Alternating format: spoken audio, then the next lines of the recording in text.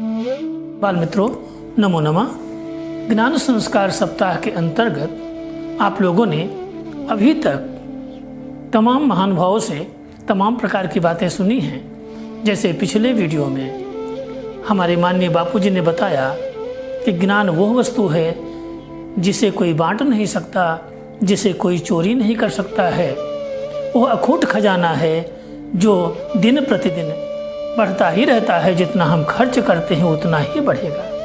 लेकिन मित्रों, उस ज्ञान को प्राप्त करने वाले विद्यार्थी के लक्षण क्या होने चाहिए? कौन सा व्यक्ति है जो उस ज्ञान को प्राप्त करने का अधिकारी है? आज हम इस पर चर्चा करेंगे। शास्त्र में लिखा गया है, काग चेष्टा बको ध्यानम श्वान निद्रा तथैव च अल्पाहारी गृहत्यागी विद्यार्थी पंचलक्षणम। मित्रों, विद्यार्थी में ये 5 लक्षण होना चाहिए। सबसे पहला लक्षण नंबर 1, काग चेष्टा। विद्यार्थी को हमेशा प्रयत्नशील होना चाहिए। हमें जो भी कार्य दिया गया है, जो भी कार्य सौंपा गया है, उसके प्रति हमें हमेशा प्रयत्नशील होना चाहिए, कौवे की तरह। एक बार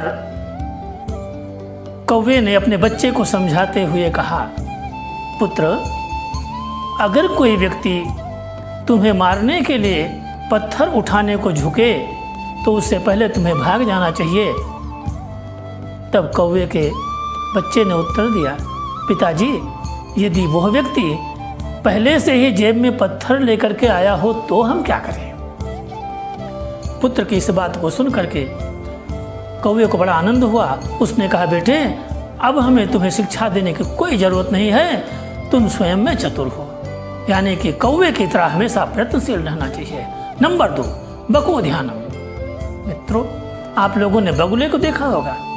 बगुला नदी के किनारे, तालाब के किनारे, खेतों में जहाँ पानी भरा होता वहाँ बैठा होता है। उसके बैठने की मुद्रा अगर आप लोगों ने देखी होगी तो एक पैर जमीन पर होता, एक पैर उठा करके खूब ध्यान लगा कर बैठा होता है। तो क्या वो बगुला परमात्मा का ध्यान कर रहा है? नहीं, बगुला परमात्मा का ध्यान नहीं कर रहा है। वो बगुला मछली का ध्यान कर रहा है। जैसे ही मछली उसके नज़र में आती है तुरंत ही उसको पकड़ के चट कर देता है, खा जाता है। मित्रों, वो बगुला मछली के ध्यान में जिस तरह से तल्लीन रहता है, लगा रहता है, उसी तरह से जब शिक्षक गण हमें क्लास में जो वस्तु बतावे उसको उसी बगुले की तरह ध्यान से देखना चाहिए, ध्यान से पढ़ना चाहिए और अपने अंदर उतारना चाहिए। तीसरा लक्षण है श्वान निद्रा, कुत्ते की तरह सोना चाहिए। आप जानते हो कुत्ता नाम क्यों पड़ा? एक गांव का शब्द है कूद जाना, ताड़ जाना, आपको समझ लेना। कुत्ता आपके दरवाजे पर बैठा है, अगर कोई भी व्यक्ति आता है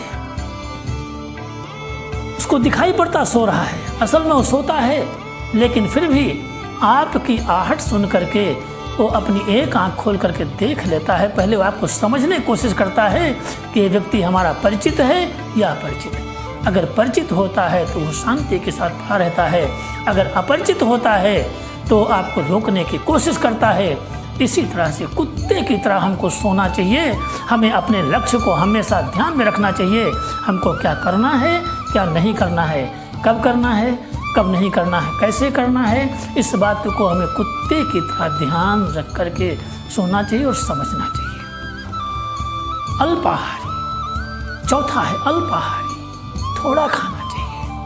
थोड़ा कहने का मतलब ये नहीं है कि भूखे पेट रहो, नहीं, थोड़ा खाओ। नाश्ता को भी अल्पाहार कहा गया है। सुबह में बच्चों की तरह खाओ, पेट भर के मत खाओ। अगर आप पेट भर के खाते हो और स्कूल जाते हो पढ़ने के लिए, आपको आलस्य आएगी, आप सो जाओगे। इसलिए मित्रों, अल्पाहार करो, थोड़ा खाओ। खाना और सोना दोनों का बहुत गहरा संबंध है। अगर आप खाते हो ज़्यादा तो सोते भी हो ज़्यादा। अगर आप खाओगे कम तो सोओगे कम। खाने से आपके शरीर में आलस्य आएगी, नींद आएगी, आपका पढ़ने में मन नहीं लगेगा। इसीलिए कहा गया अल्पाहारी होना चाहिए, कम खाना चाहिए। और पांचवा जो सबसे महत्वपूर्ण बात है वो ये है गृह त्यागी। गृह त्यागी का मतलब घर छोड़ना चाहिए। वैसे तो मित्रों आप सभी लोग स्कूल जाते हो, तो स्कूल तो घर में नहीं होता है, घर छोड़ते ही हो। इसका मतलब ये नहीं है, इसका मतलब ये है कि हमें संसार के तमाम प्रकार के माया बंधनों से मुक्त हो जाना है, विषय वासनाओं से मुक्त हो जाना है, ब्रह्मचर्य का पूर्णतः पालन करना है। यही गृह त्याग है। अगर हम घर के तमाम प्रकार की समस्याओं में लिपटे रहेंगे, विषय वासना में फंसे रहेंगे, तो फिर हमारा ध्यान पढ़ने में नहीं होगा। और अगर हम ब्रह्मचर्य का संपूर्णतः पालन करेंगे तो फिर कहने में संकोच नहीं होगा कि को अस काज कठिन जग माही, जो नहीं हो तात तुम पाही। हे बालको, हे बाल मित्रों, अगर आप संपूर्णतः ब्रह्मचर्य का पालन करते हो तो ऐसा कोई भी कार्य नहीं है जो इस संसार में आपसे ना हो सकता हो। आप सभी कार्यों को कर सकने में समर्थ हो। इसीलिए मित्रों, ज्ञान वो वस्तु है जिसे जहां से भी मिले वहीं से लेना चाहिए। छोटे से मिले, बड़े से मिले, शत्रु से मिले, मित्र से मिले, अपने से मिले, पराये से मिले। और जो गुरु आपको ज्ञान देता है वो अगर क्रोधित भी होता है तो आपको उसके क्रोध की चिंता नहीं करनी चाहिए, बल्कि अपनी विनम्रता को प्रदर्शित करना चाहिए। विनयी व्यक्ति ही, विनयी बालक ही ज्ञान प्राप्त करने का सच्चा अधिकारी होता है। अरे हमने एक बात कहा ना कि शत्रु से भी ज्ञान प्राप्त करना चाहिए।